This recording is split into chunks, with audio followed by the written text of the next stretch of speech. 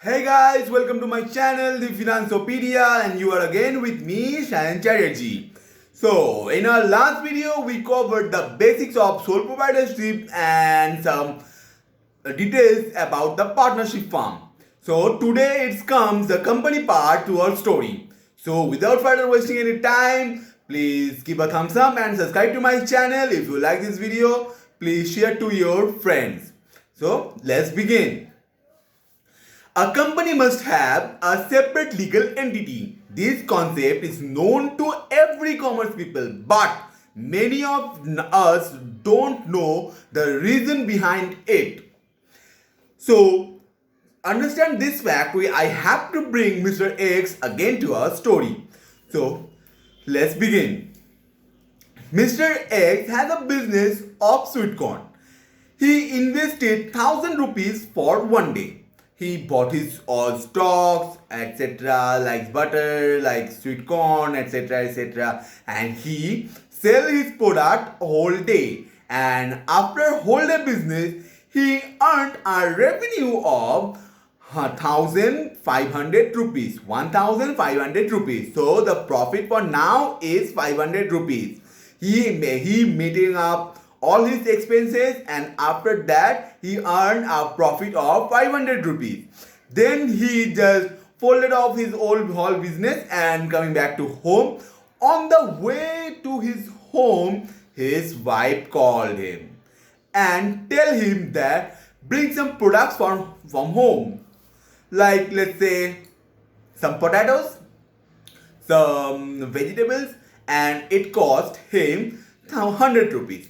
So he spent the 100 rupees from the business cash, and now the amount he had in his pocket, that is 1,400. Then after more going to more way, his son called him and tell him that father please bring some toys, and he cannot deny that he have to bring some toys for his son. So he spent more 200 rupees from the business cash. Then all the money they had left in his pocket, that is 1,200 rupees. So he already spent 300 rupees from his business expenses. Now, after returning his home, his wife asked him that how much the profit you earned, and he submit that 1,200 rupees to his wife.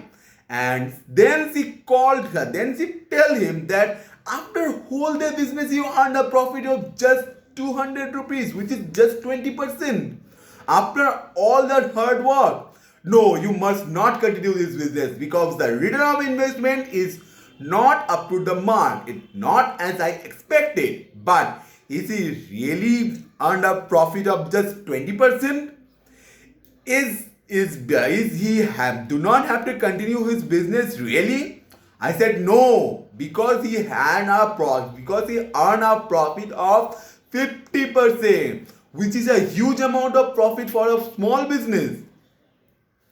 So, but he cannot segregate his business expenses and his home expenses because the business and the owner has the same identity. They both are same person. The expenses that he made up for his business is similar to his home expenses, which according to Indian Company Act 1956 is not correct, because business must have a different books of accounts. On there only the business expenses have to be written off, not the owner's personal expenses.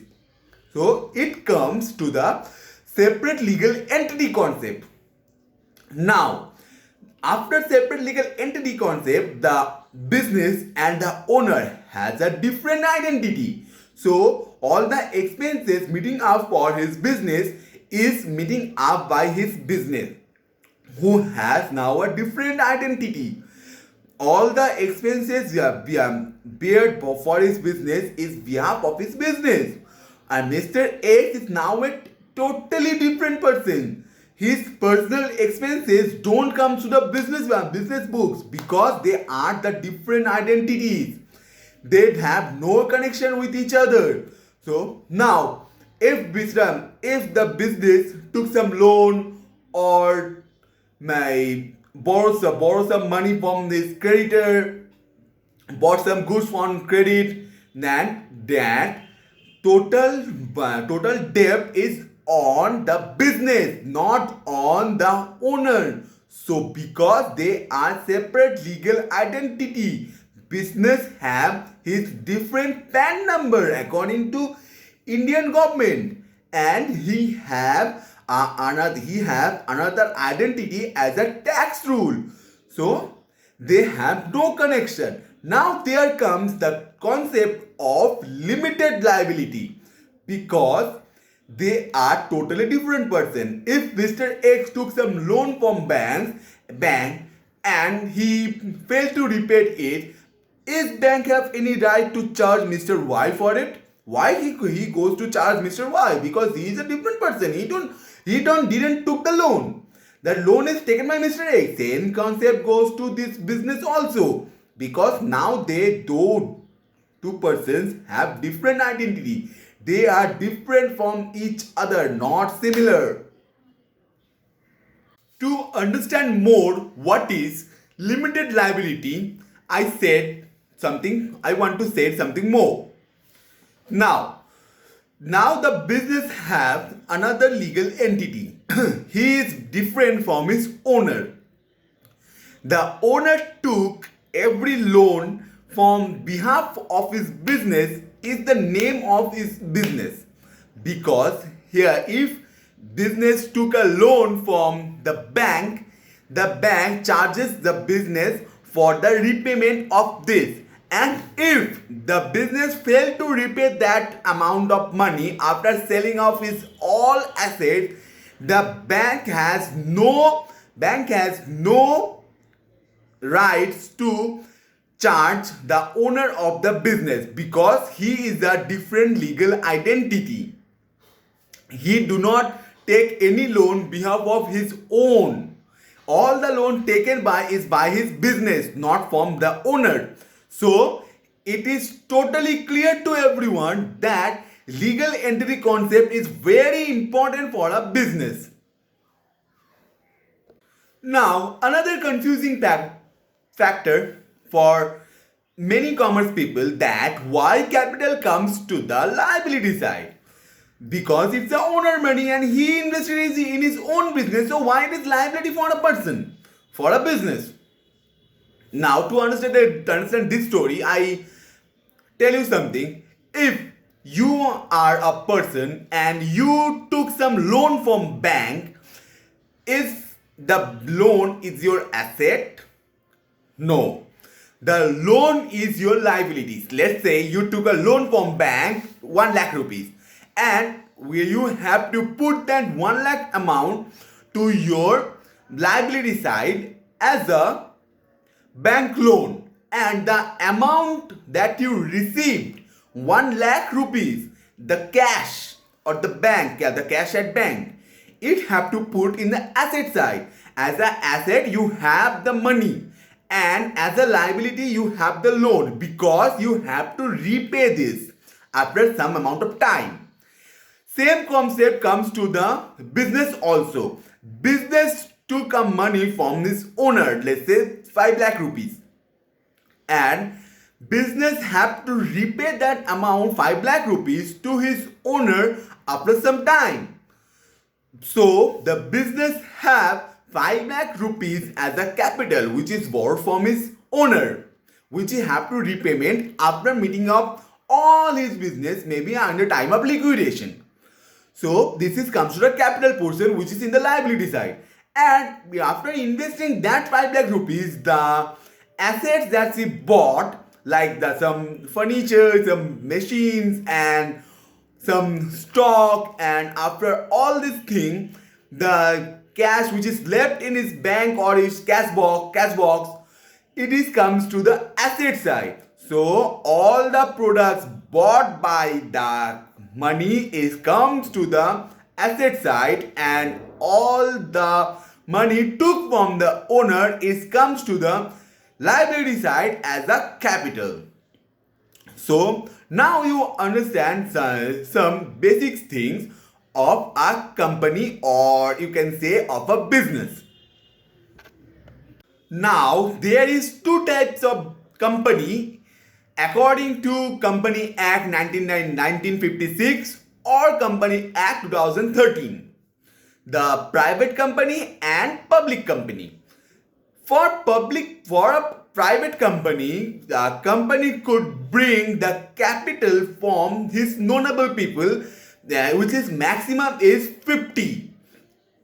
Company can raise his capital from 50 people, which is known by him, which is maybe close to him. And for a public company, company can raise their capital from the public, from the entire public by issuing share. So the private company could issue his share to his notable people, which is maximum is 50, and if it cross the mark of 50, it is comes to the public company, so he can issue the share to among the public. He can raise capital from the public. So now if you ask me what is share, I like to tell him the share is a part of capital. Share is a small part of capital. Mr. X have a business and he invested as a capital of 5 lakh rupees. Now, after some days of business, after he gained some success of his business, made some goodwill and made some profit, he wants to expand. So, for gain the limited liability portion, he wants to form a company. Now, he have to bring the capital from public or some private members, and for this purpose he have to issue share. So what is share? Mr. X invested 5 lakh rupees as capital. He gives 5 lakh rupees to his business. Now his business have a different legal identity. His business break the whole capital into smaller part. Let's say business break the total 5 lakh rupees capital into 5 lakh part. So it divided into 5 lakh portion. Every part of the capital is cost 1 rupees. So 5 lakh part of capital into 1 equals to 5 lakh capital, the total amount. So the part of capital is called share. The share of capital, part of capital, share of capital are similar thing. So he breaks the entire amount into smaller shares. Now to raise more capital, company issued some share among to public or some private member. So he has the 5 lakh share with his own, and he issued more 5 lakh shares to public or some private members. So the private member if bought the entire 5 lakh share, so each share gives the company 1 rupees. So if the 5 lakh share is sold, so company now have 5 lakh rupees more. Now the entire capital of business is 10 lakh rupees. 5 lakh rupees given by the owner, the Mr. X. So Mr. X have now 5 lakh shares. He has the 5 lakh shares which cost 1 rupees each. And the private members or the public gives the capital of 5 lakh rupees by buying that share by 1 rupees. So each share gives the company 1 rupees. So if you are a person and you bought the share of X Limited, the Mr. X business, you give 1 rupees to his business. Let's say you bought 10 share. So you owner of rupees 10 of the business. Now you are also the owner because you give the company as a capital.